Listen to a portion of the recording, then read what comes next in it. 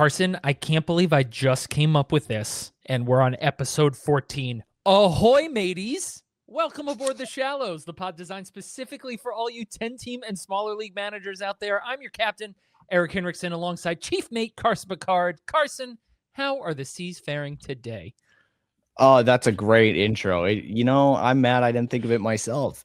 Erik, this is gonna be a terrible episode for me. I've got a sore throat, y'all. It's gonna be a little less Carson ramblings than normal, but May allergies, man.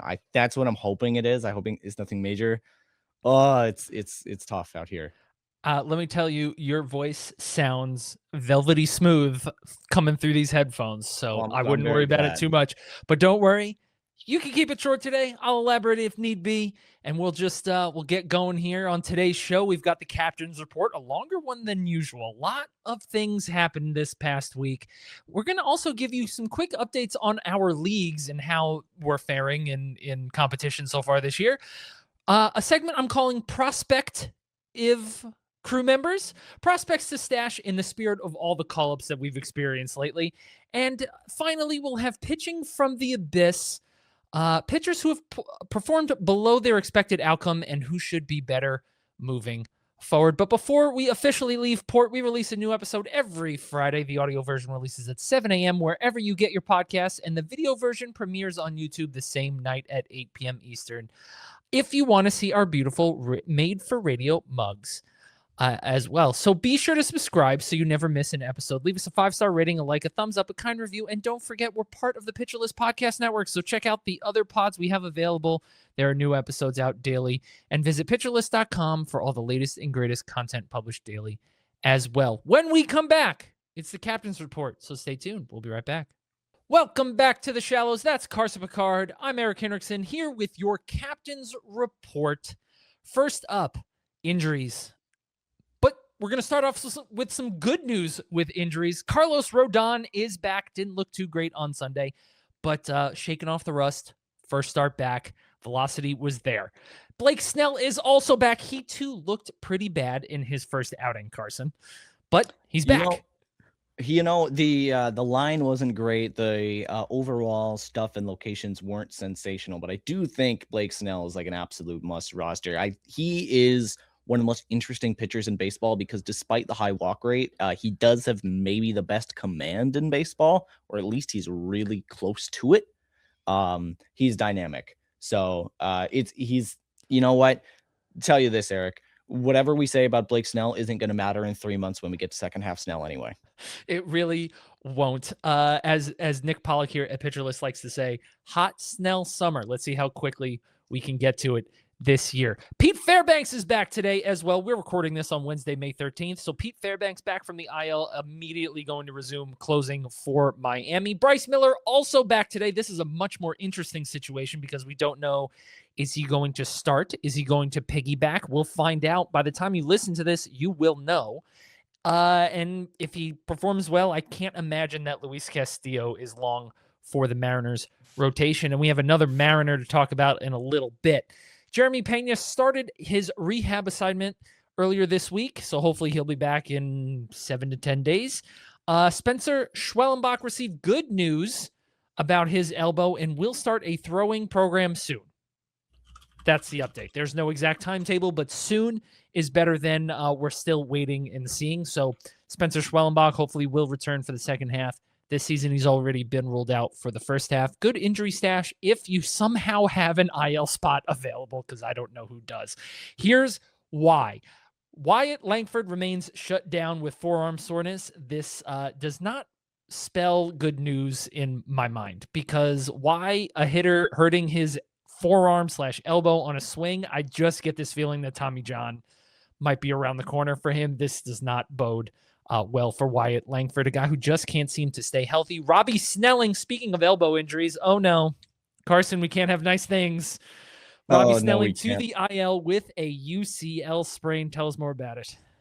Yeah, Snelling made his first major league appearance the other day. Went reasonably well, although a little erratic. Nothing really we thought too much about. No velo drops or anything, but news came out just a few hours before we recorded this podcast. Snelling to the IL with a UCL sprain. No further word if that's going to be the dreaded name we won't say, or if it's just simply going to be a short IL stint. But either way, rough news for the Marlins. Oh, man, we just can't seem to have any nice things. But Braxton Garrett will get called up to fill Snelling's spot in the rotation. Speaking of not being able to have nice things, he just seems to have these types of injuries every year, and it worries me for the long haul. But Francisco Alvarez tore his meniscus. He will be out at least 6 weeks. It depends on the type of meniscus surgery he will have. There's been a lot of meniscus news lately in baseball with Matthew Boyd also having a meniscus injury. And then, of course, last year and the year before, Mike Trout.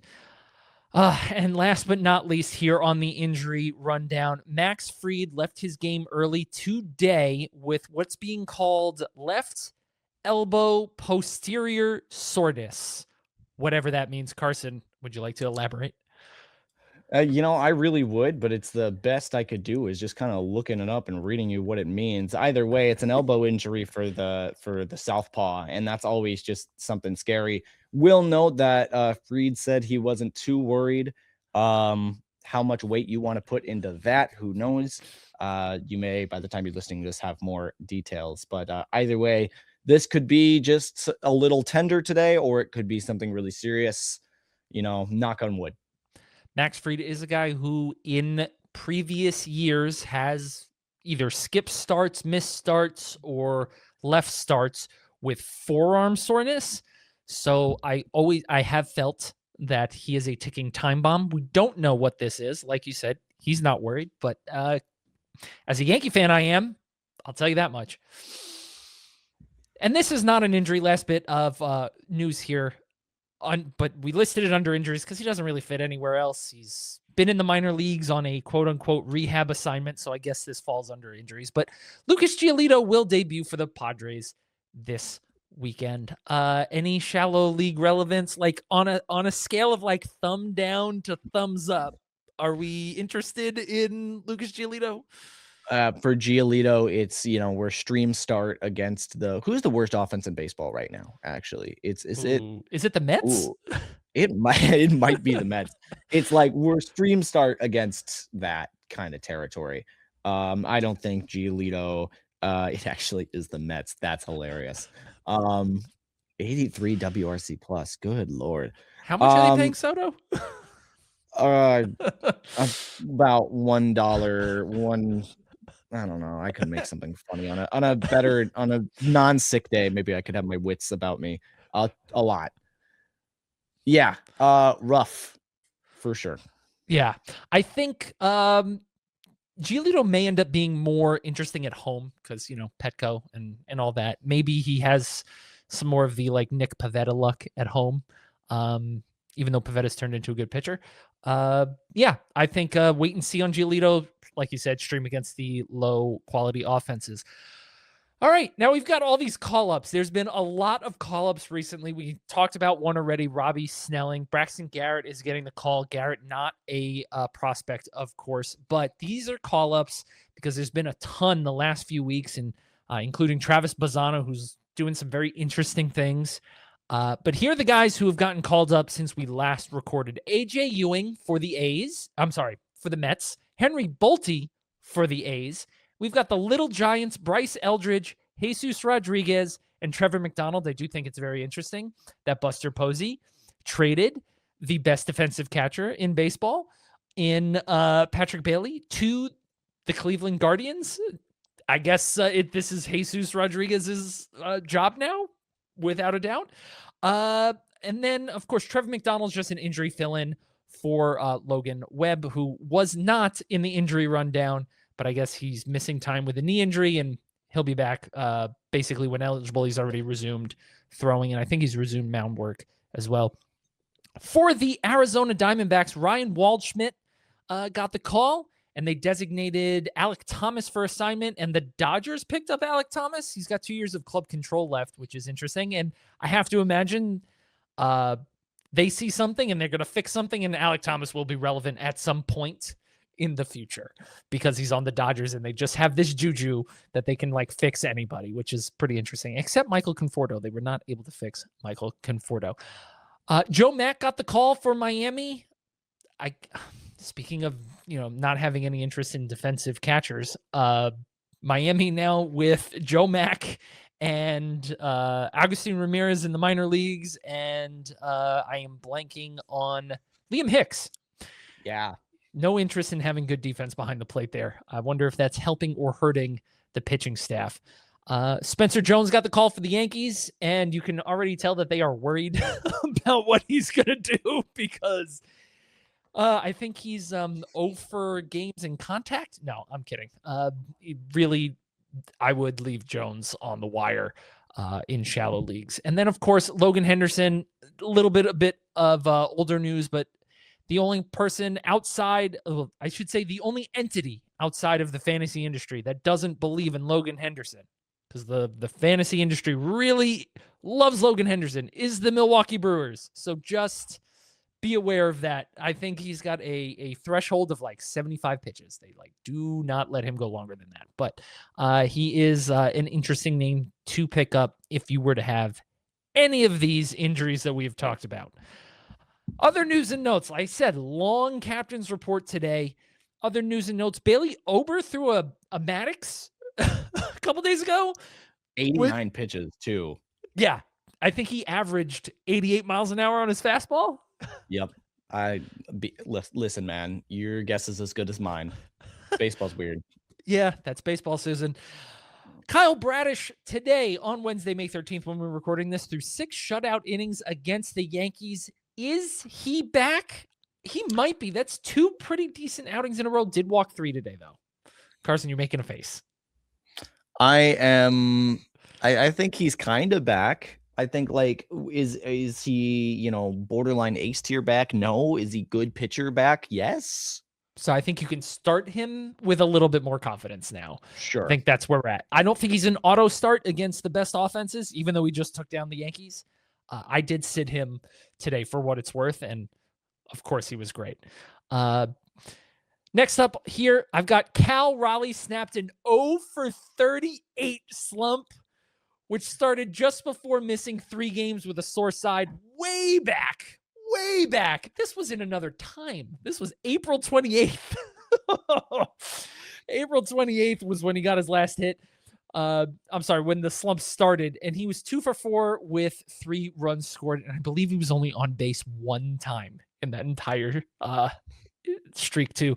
Carson, I have to ask you, what are your rest of season thoughts on Cal Raleigh? Because to me, this just reeks of Eugenio Suarez's awful slump in April last year. What do you think? I mean, it sounds like he should take more showers in his uniform. I don't know if you saw that story, but that's baseball, Erik. Yeah, with Raleigh, it's so tricky because something he absolutely will have going for him is he's going to be behind the dish a lot. And obviously with catchers, it's good. He swings the bat hard. He's still bearing the ball up. I'm kind of at a loss for what to expect with Raleigh. I think right now you have to bench. You can't drop him. I think that's almost unfathomable. I think that you just can't start him until he shows you that you have to consider him seriously again. He's got a 574 OPS right now, man. It's so bad. Oh, yeah. I think you're being nice when you say it's so bad. I think there are words that we can't say on this podcast to properly describe how bad it really is. All right, I got 2 more little things here on the rundown in the captain's report. Fernando Tatis Jr., in case you haven't noticed, still without a home run. I think what I'd like to ask you about this, Carson, is over under June 1st for Tatis's first home run of the season. God, wouldn't it be so funny if he hits one by the time this episode comes out? It would be. The entire point would be rendered justice. I'm taking the under, meaning I think he's gonna hit one in May. Honestly, I think he's gonna hit like 4 in May or something. He's too good to have this happen. Yeah, it's just one of those, like you said, that's baseball. It's just one of those weird things. However, he does have some swing shift changes that are not great, that are probably mechanical flaws causing this to happen. At least he's running. I'll say that. And then if you haven't seen it, Paul Skenes is getting worse year after year. His ERA is a sky high 1.98 which is up 0.01 from last year and 0.02 from his rookie season. He's terrible, Carson. I mean, by 22-28, he's going to be over 4 ERA. What are we doing here? Paul Skenes, man, I hope you at home took my advice and say, this guy's special. He's worth a first rounder. He is one of the best pitchers we've seen in some time. I mean, I'm running out of words to describe it. I did a search earlier today for the first 64 starts, which is how many Skenes has in his MLB career. For the first 64 starts, he has the lowest ERA in the live ball era by a considerable margin. He's had the best start to a career any pitcher not named Doc Gooden has had. And even then, it's arguable. Wow. Yeah. I would say the one thing that we would love to see more of from Skenes is more strikeouts. It would be great if he were like a 250 strikeout guy in 200 innings. But what you get in the trade-off for those strikeouts is just incredible because he doesn't overthrow. What's crazy about Skenes is like the strikeouts are still really high but they're not like super upper echelon, Pete Garrett Cole type. But at the same time, he also doesn't allow a lot of home runs. And so he's able to get guys to swing and miss without allowing the long ball very much. The way he commands pitches and does so with tremendous stuff, it's must-watch baseball. Yeah, it is. He's just incredible. That does it for the Captain's Report. I told you it was going to be a long one today. When we come back, we've got updates on our leagues just to, tell you where we're at this point in the season. So stay tuned. We'll be right back. Welcome back to the Shallows. That's Carson Picard. I'm Erik Hinrichsen here, giving you updates to our leagues. Now, Carson, I've got you first up here. Tell us about one of your leagues. How many are you in? How are you doing overall? And then pick one and tell us all about it. Yeah, well, I'm in 3 leagues. I've got a diverse mix. I've got a best ball, I've got a dynasty, and then I've got a redraft. The dynasty and redraft leagues are head-to-head weekly, 14 and 12 teamers respectively. I'll start real quick with my dynasty league. It's the one that I made, if you remember, way back in February. I made a Connor Griffin trade. That one has gone fairly well so far, although the big story is injuries have just eaten me up, Erik. They have eaten me up. I have one of those Correa, Acuna, Yelich, and then, like Cole Reagan's going on the IL, Logan Webb going on the IL recently have really put a thorn in my side, but I've been able to do fairly well as despite that. Right now I'm sitting in 6th place with there's kind of like it's kind of worked out where there's 2 distinct tiers of teams, and I'm firmly in the top tier, which I'm fine with. 571 category win percentage. My second league, though, my redraft league with a bunch of pitcher list buddies. This one, I'm in 2nd place, Erik. I'm cruising. Nice. I am cruising. And I think you know what? It's been, first of all, Bobby Witt Jr. There's not, you don't really need to say much. Yeah. I don't need to say much. He's been sensational.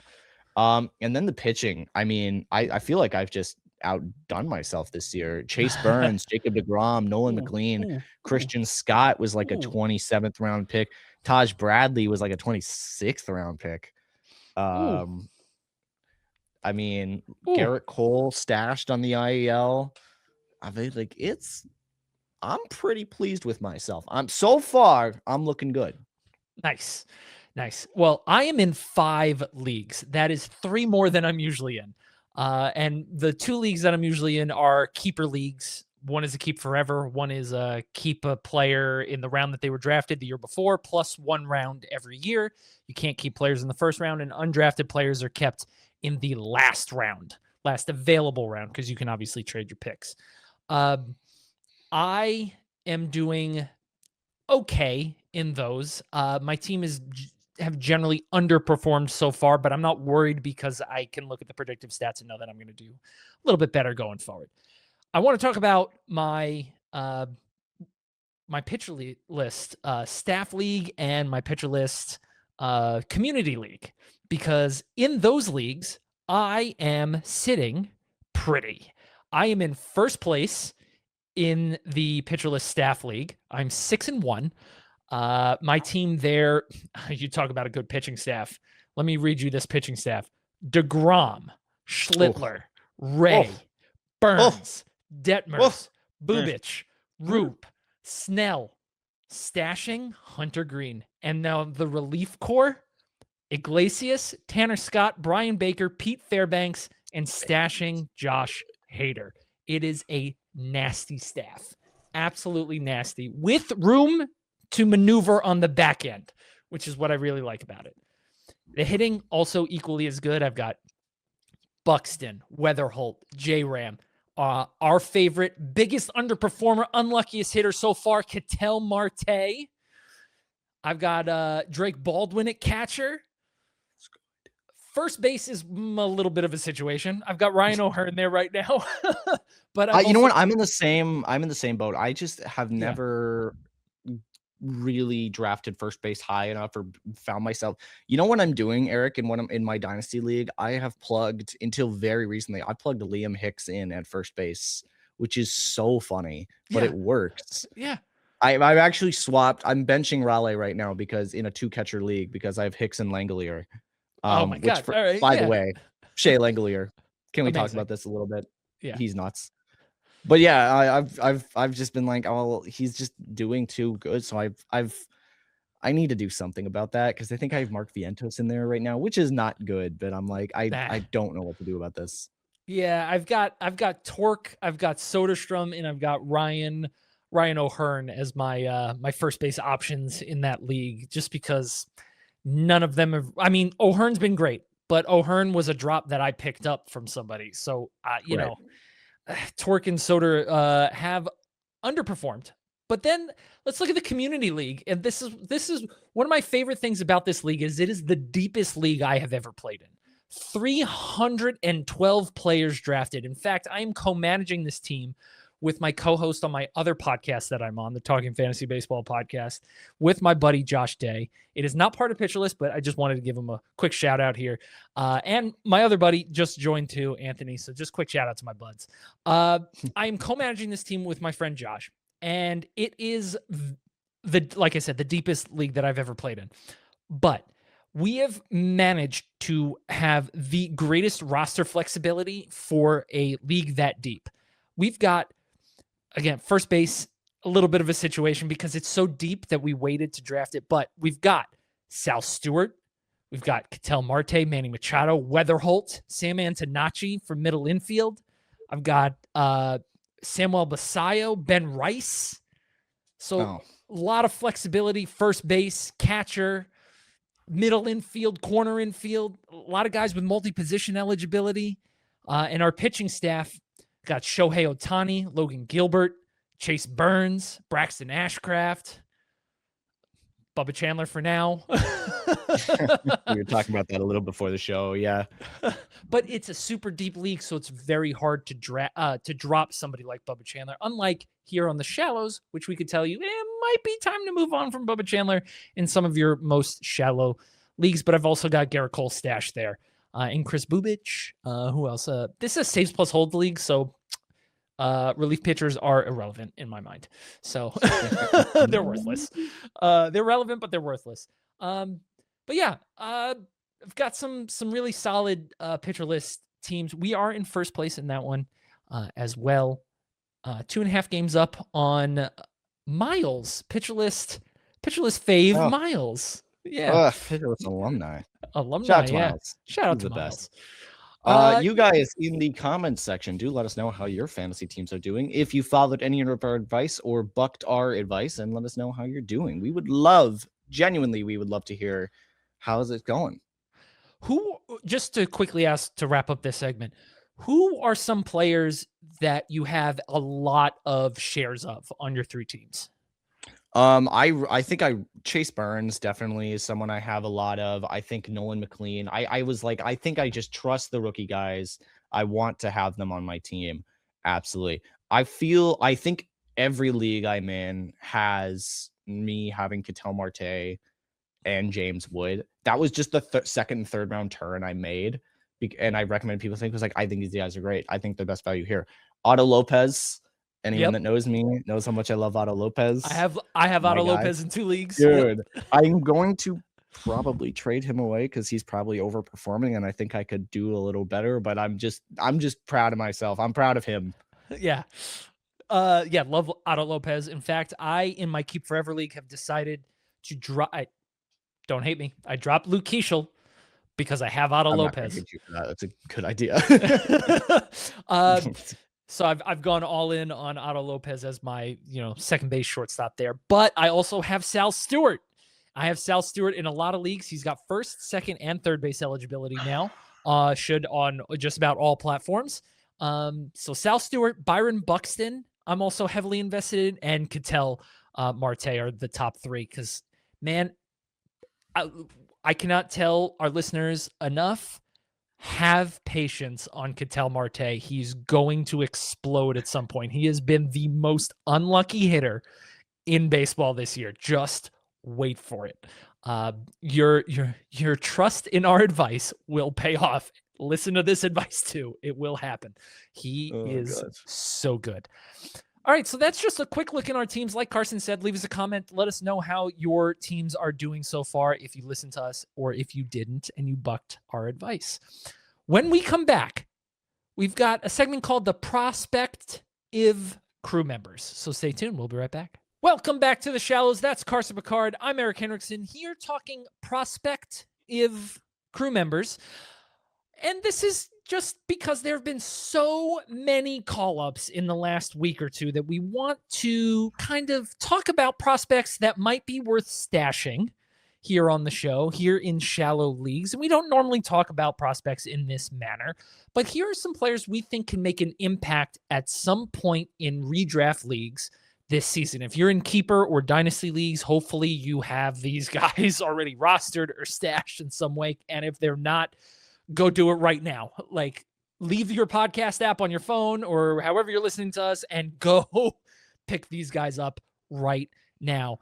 All right. So first up on the list here, and Carson, you told me you weren't sure. You did not know he was doing what he's doing, and he is really excelling. I teased at the beginning of the show. We had another Mariner to talk about.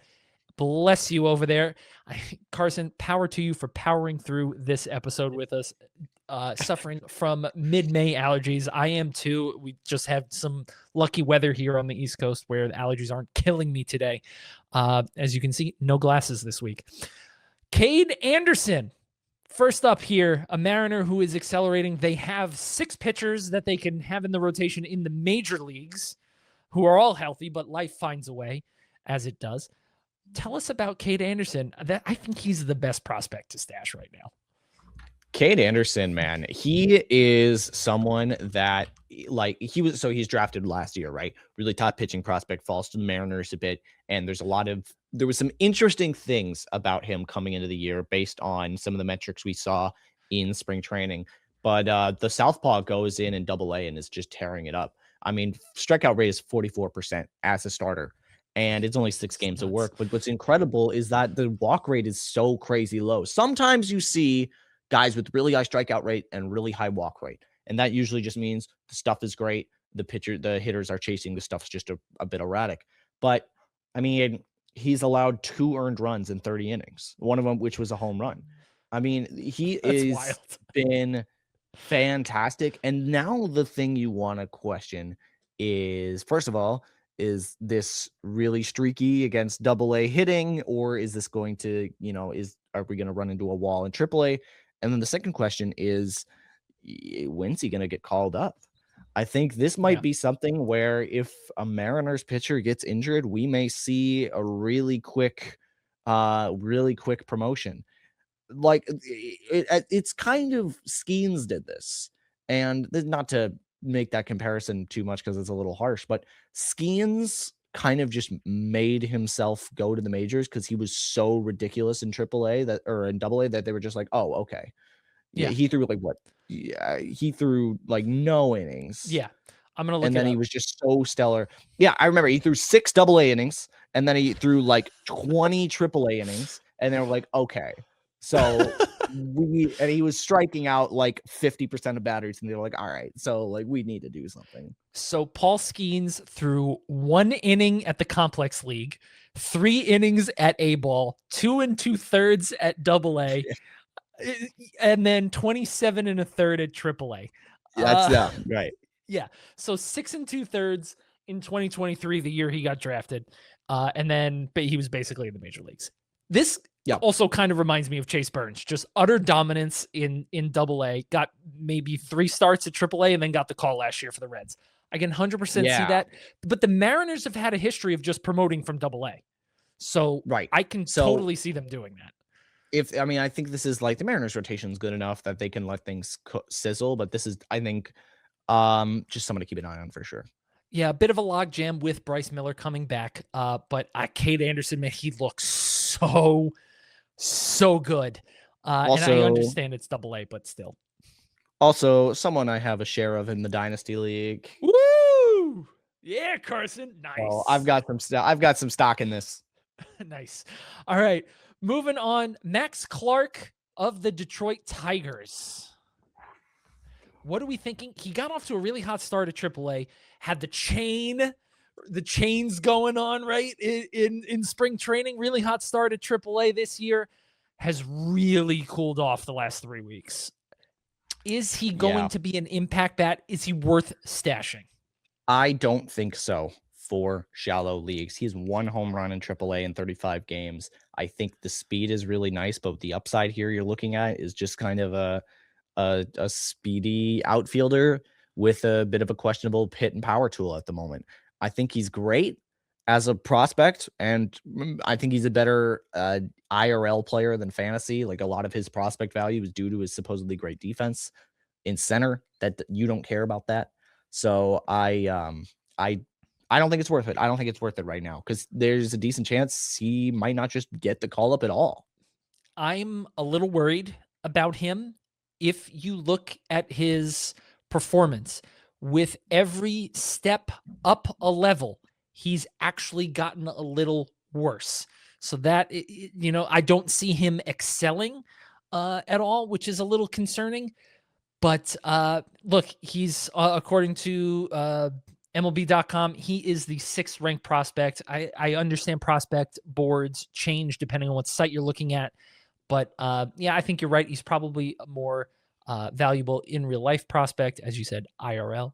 And this year, I'm not sure he's going to make an impact, so he might not be worth stashing. I would definitely prioritize Kade Anderson. And by the time you're listening to this, I will have made that swap myself. In one of my keeper leagues, I have Max Clark stashed. I'm going to go get Kade Anderson when we are done recording this show.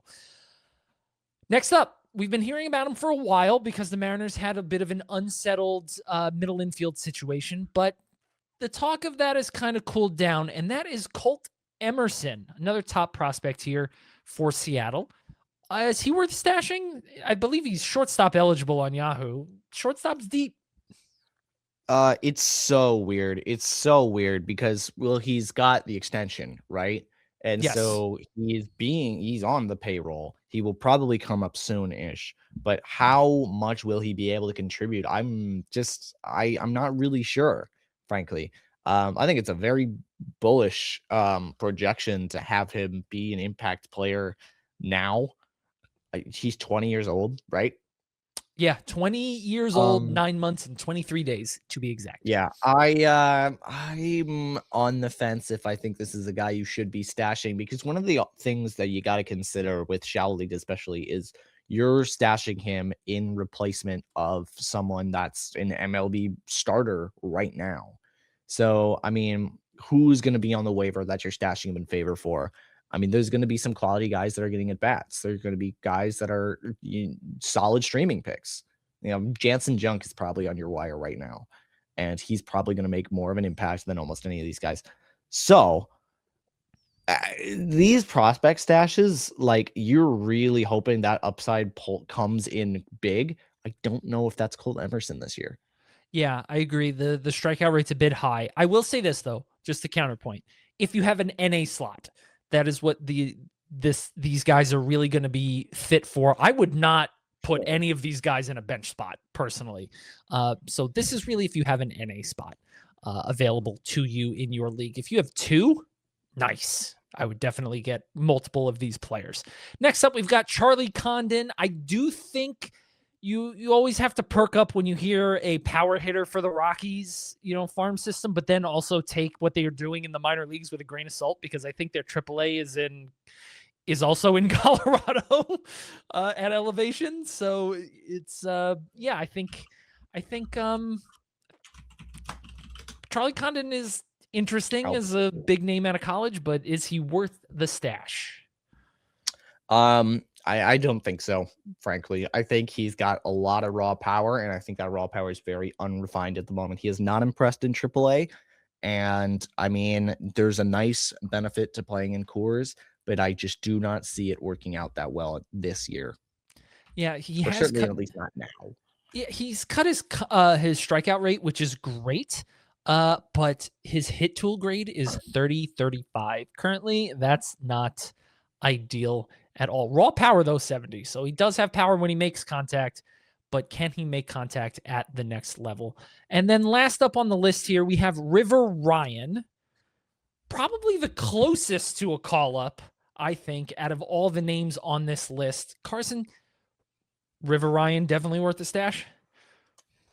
River Ryan is pretty interesting. I like him quite a bit. I really do. He's doing well. He's not a veteran, but he's been around. He's 27 years old. Ryan is he's a good pitcher. We've seen him in majors already, so we know the stuff's there, and he's doing well coming back. I think he's worth this. I think if you have that like AAA minor league NA slot, sure, absolutely. He might be worth a bench spot. Yes. Bench spot, I think that's a little shaky because one, I don't know. You don't know what the opportunity is with Snell back, with just the Dodgers in general, right? Things are a little uncertain. I think it's either Justin Robleski, who's going to come crashing down to earth at some point, who had a very weird start this week. Did you see that? 8 2/3, 7 runs. Oh my God. So I either think it's going to be Justin Robleski or River Ryan will be a spot starter when they want to give Ohtani an extra day. That's how I think he'll get his opportunity. Because they're handling Ohtani in a very different way right now because he looks fatigued already, and it's May 13th. Not pitching wise, hitting wise, he looks fatigued. But yeah, I think River Ryan is really interesting. The only player on this list who have actually played in the major leagues so far. Even though it was just 20 innings. Coming off Tommy John surgery, if I'm not mistaken, right? Not thoracic outlet or anything. Yeah, I think Tommy John surgery. We'll look that up and we'll get back to you after we take this quick break, because when we come back, it's pitching from the abyss. So stay tuned. We'll be right back. Welcome back to the Shallows. Erik Hinrichsen here alongside Carson Picard. We're talking pitching from the abyss. Nautical enough, I suppose. These are pitchers that have poor performance or below expected results based on their expected stats that we think are going to perform much better in the near future. And the poster child for this is absolutely the first name that you wrote here on the list, Carson. That is Jesus Luzardo. Tell us about it. I have nothing else to say here except get him right now. I mean, seriously, like by the end of the weekend, you should have him on your roster. Jesus Luzardo is performing really well. His BABIP is through the roof, and it doesn't make sense. His stuff is fantastic. His location's really well. He is great. I mean, he is honestly, there are so many pitchers in baseball with crazy low ERAs or just crazy low metrics in general that I'm less confident in than I am in Jesus Luzardo. He has been truly outstanding to start the year. And it's just not he's done everything right, and it just hasn't turned out that way. It cannot continue. And the funny thing is, because he's underperforming so much, the regression is going to whip back, and you're going to get whiplash of like sub 2 ERA ball. Like, I'm so serious. Like, that honestly might be the most likely outcome. He is too good, and he's performing too well for this to happen. Jesus Luzardo, buy him now because he'll win your leagues. just to put all of that into context, strikeout rate is up, walk rate is down. BABIP is super inflated. Left on base percentage well below personal average of his. Home run to fly ball rate is just out of control, way above normal for him. And his ground ball percentage is the highest it's ever been. So like those combination of things this is a prime buy low candidate, just like we told you earlier in the show. Be patient with Ketel Marte. If you have Luzardo on your roster, be patient. And if you don't, go get him. Now I'm scrolling just to see what his swinging strike rate is. It's 15%. That's not elite. That's elite. That is so good. 15% is just incredible. So yes, go get Jesus Luzardo. Next up on the list here, a guy that we said very early in the season you could drop, and that is Emmett Sheehan. Tell us about it, Carson. Yeah, Emmett Sheehan is someone I was wavering on, and something I've been looking at when I've been doing the First Pitch podcast is I've talked about Sheehan a lot because he tends to pitch on the days when I do it, and he always has really interesting stat lines. And the thing with Sheehan is that the stuff is good, and he gets whiffs and limits the walks. I mean, the chase rate, whiff rate, strikeout, and walk rate are all really good. Whenever that happens, it is so unlikely that you're going to have an inflated ERA when they're chasing a lot, which is going to cause poor contact by itself. Any chase is a bad outcome for the hitter. And then if the strikeouts and walks are really solid, that's the best way to predict success further in the future. With the exception of a few ground ball heavy guys, if your strikeout and walk rate's over 20%, you're a really good pitcher. That's what Emmett Sheehan's working with right now. And he's been hit around a little bit. I don't think it sustains. I just don't. I think he's really solid. Everything checks out.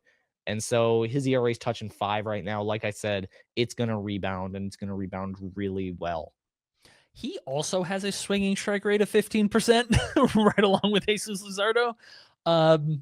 He seemed to have corrected the course that we saw at the beginning of the season, which shows you small sample theater, right? And I will admit when I'm wrong. I'm not wrong about P. Crow Armstrong. I will die on that sword. Okay, that is the one I will never admit it. But Emmett Sheehan, yeah, maybe we were wrong about him. The results aren't there, but the underlying performance, like you said, certainly is. Next up here, another guy we said draft in the preseason, during draft season. Oh, by the way, I just have to tell you, I feel obligated to do this while we're recording. Byron Buxton homered. He's been a guy that we haven't given any attention to. 14 in 24 games. He's so good. And he got off to a terrible start the first week, and you can't even tell, right? So anyway, sorry. I digress. Back to Logan Webb here. Logan Webb on the IL currently with a knee injury. Will be back when first eligible. I think they just wanted to give him the time to get right because he did say it was bothering him for a little bit. Logan Webb, I have him in my one of my keeper leagues. What do I do with him, Carson? You keep him. You keep him. Logan Webb is doing well. I mean, like, the stuff numbers are good. The pitch modeling likes him. Webb is so weird in so many ways. But something he absolutely does have is stuff that bears, like, that just dives. It truly dives away from barrels, and he locates it really well where it's very difficult to hit. And Webb had that awful start on opening day. He was just been rocky all year. And he's someone that, I mean, you may even be like turned away from Webb because you look him up and you're going to see blue on the Savant page or your pitcher list, whatever page you look at, because he doesn't throw hard. And when he gets hit, he does allow hard contact. But you know where that hard contact goes, Erik? You know where it goes? It goes straight into the grass. It doesn't really matter. Logan Webb's still Logan Webb. The dude has been the same pitcher for 4 years, and that same pitcher he will throw sinkers and changeups and sweepers, and you will swing at them and you will ground it out to the shortstop, and it will work. he's a reliable workhorse too. This is a knee thing. This is not an arm thing. I'm not worried about Logan Webb. I know that his performance will get better going forward. Something to note about all three pitchers that we've talked about so far in this segment is their SIERAs are significantly lower than their ERA. And yeah, I that's still something think, is that how you put this list together? Because it's looking one of at the it, things I looked at. Yeah. yeah, because SIERA to me is still the best ERA indicator and performance indicator going forward. In my mind, if I'm going to look at xERA, FIP, xFIP, SIERA is the number that I'm looking at. I almost skip those boxes on Fangraphs or whatever website you look at your stats on. I know hate's a strong word, but I really don't like StatCast when it comes to pitchers. Like no. I go back and Personally. forth. I go back and forth. I try to be a little more, at least recently, I've been trying to be a little more like incorporating a bunch of other things. So I'm looking at the how are the results doing with the XLOB. I'm looking at BABIP because of course I am. I'm looking at the left on base percentage. That's something I took a long look at. Yep. If it's in like 60, it's like that's not gonna last. If it's at like 90, that's also not gonna last. Yeah. And I looked at like Stuff Plus and Location Plus numbers, and like that's one of the things I like about Logan Webb. Are all the peripherals looking good? Yeah, they are. Are the strikeouts to walks looking great? Not as much. Are the pitch modeling stuff? Is he throwing good pitches when they're coming out of the hand? Yeah. And it's Logan Webb. So you know it's going to work. He'll be fine. He'll be fine. He's not as much of a buy low candidate, I think, as Jesus Luzardo is, but I would put him second out of the three names that we've talked about so far between Luzardo, Sheehan, and Webb as far as buy low. Next up here, Ryne Nelson, who had an absolutely abysmal two-start stretch. One of those games was in Mexico City, but the other one he got absolutely obliterated. But he's been pretty good since then. And before that, too. Tell us about Ryne Nelson. Ryne Nelson has the best fastball in baseball. Yes. And I'm not exaggerating. It is the best fastball in baseball, or maybe top 3, but it is way up there. It's thrown hard. It has ridiculous movement. And Nelson is fun. He had 2 starts that were ridiculously bad. Outside of those 2, he's been generally pretty solid, and it's just allowed the long ball a little too much. But Ryne Nelson, like I've said a few times now, the stuff looks great. I mean, the stuff is going to be great with Nelson, but he's been locating pretty well. The peripherals are kind on him. The walks aren't crazy. He's just kind of done the stuff. And when a guy does the stuff, I think they're going to have good results. It's not that complicated, but here's the thing about Ryne Nelson. Also, you can rely on him having one of the best pitches in baseball, which is weird because he's like a 4th starter in the rotation. It's odd to say that, but it is genuinely true. He's really solid, and I think he's worth playing in shallow leagues. And I think I think he is worth a spec ad, if nothing else. Yeah, I was looking at Ryne Nelson in a couple leagues this week. I did not make the move. I'm mostly not because I'm like, oh, I'm hesitant to pick him up. It's because the guys on my roster, I want to give one more start. And because it's still May 13th. And in these particular leagues I'm referring to, they are the shallower kind. So yeah, it's easy to add drop in that way, but I drafted these guys for a reason. I drafted them over somebody like Ryne Nelson for a reason. So I'm a little hesitant, but if you need an injury replacement, which you probably do, and Ryne Nelson's out there, go pick him up. He needs to, like you said, if he does the stuff, right? Do the thing. His thing, throw the fastball. Throw it 60% or more, and he's golden. When he does 60% or less than 60%, he's in trouble. Next up here, a guy who actually I considered dropping for Ryne Nelson is Reid Detmers. Look, we're gonna talk about an Angels pitcher for a second. We're gonna talk about the Angels organization for a second. But Reid Detmers, you told me before the show, it's pretty good. Listen, I'm just gonna say right now, I know we've been talking about Reid Detmers for 4 years now. I promised you It's different this time. It actually is. And the reason it's different is because the swing and miss is better. The home runs aren't happening. That's the thing that's killed him. It's been, okay, he gets the strikeouts to walk. He gets a lot of swing and miss, a lot of strikeouts. But he walks a lot of guys, and then allows home runs that end up being 2-3 run home runs, and it ruins your games. That's just not happening with Detmers right now.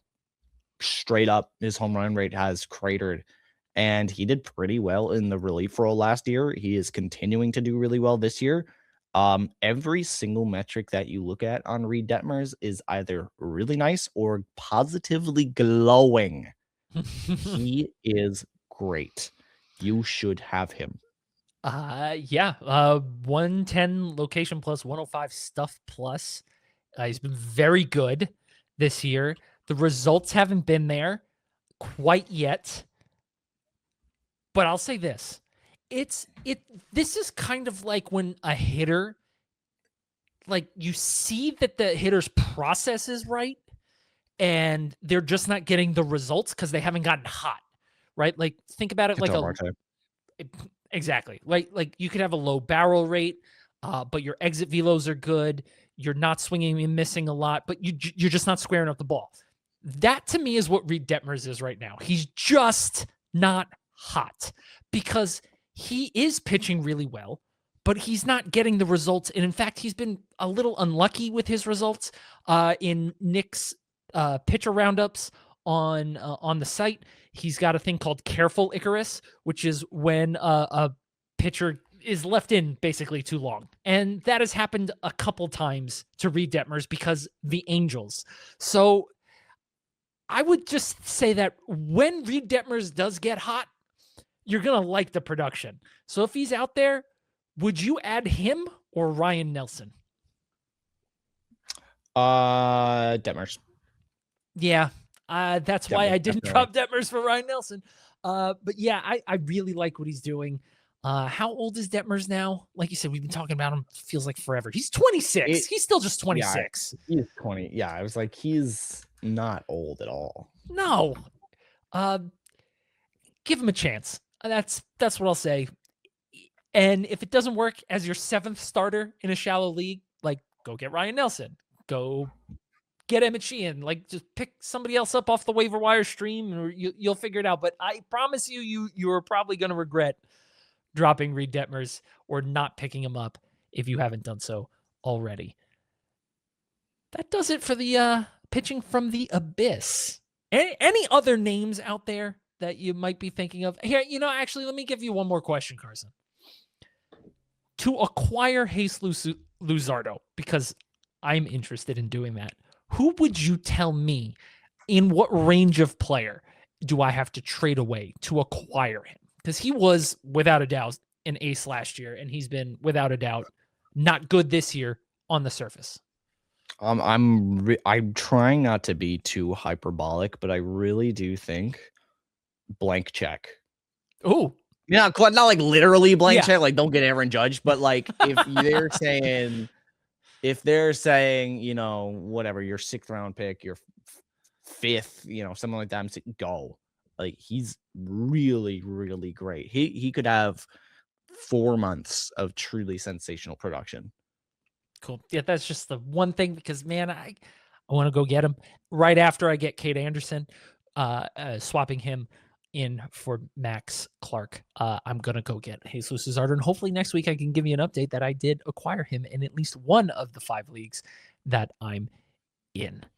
We're going to wrap it up right there. We'll be back next Friday with a brand new episode. Carson, props to you for making it through your allergies, your sickness. It's a good thing we do this remotely, because I would have put up a piece of glass between us today had we been in person. I wouldn't be offended.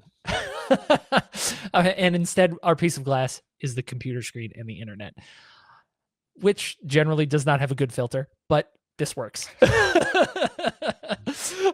To make sure you never miss an episode, please subscribe. We're available wherever you get your podcasts. And if you have a question for us to answer right here on the pod, reach out to us on social media, leave a comment on YouTube, hit us up on the PL Discord, or email us at theshallowspod@gmail.com. He's Carson Picard. a trooper today. At Carson Picard on Blue Sky. I'm Erik Hinrichsen at Erik Hin on Blue Sky and Twitter. That's Erik with a K. Reminding you that murky waters are fine if you know how to swim. See you next time in the shallows. Take so much care, everybody.